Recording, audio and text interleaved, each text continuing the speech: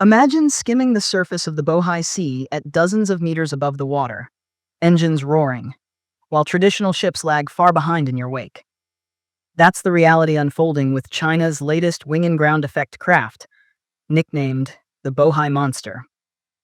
It looks like something out of a Cold War thriller, but this large wing ship represents a real push by Beijing to revive and surpass Soviet-era cargo transport technology.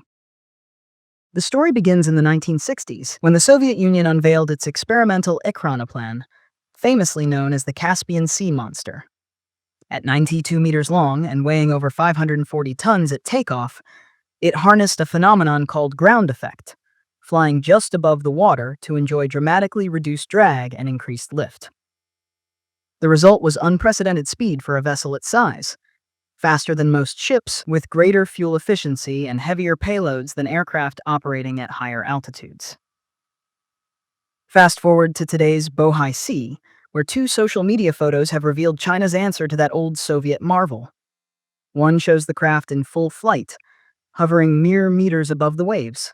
Another captures it resting on a pier, its boat-shaped fuselage and joined V-tail clearly visible. Each wingtip features a buoyancy float, while 4 engines sit side by side atop the wing, suggesting jet propulsion strong enough to lift hundreds of tons. What makes this development so significant is its potential to revolutionize maritime cargo lifters.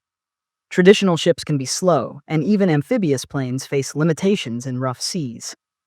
A ground effect craft combines the best of both, speed nearing that of an aircraft with the resilience of a ship, plus a stealth edge. Flying just above the water makes radar detection much harder, and being immune to rougher weather than helicopters offers reliable resupply in contested sea zones. China's state-owned shipbuilding arm has already dabbled in smaller ground effect prototypes.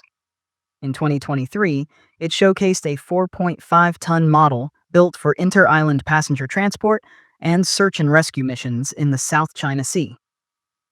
That vehicle could cruise at 240 kilometers per hour for 6 hours straight.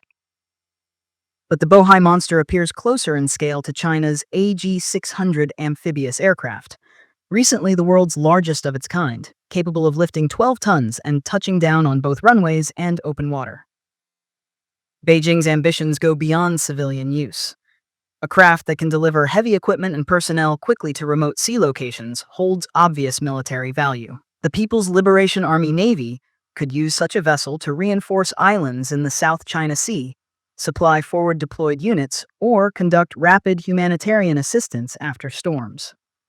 Across the Pacific, the United States isn't standing still. The Liberty Lifter project, announced in April, aims to field a ground effect demonstrator that can carry 25 tons by the end of the decade. With plans to fly a prototype in 2028 or 2029, Washington wants its own fast lift capability to match rising maritime challenges.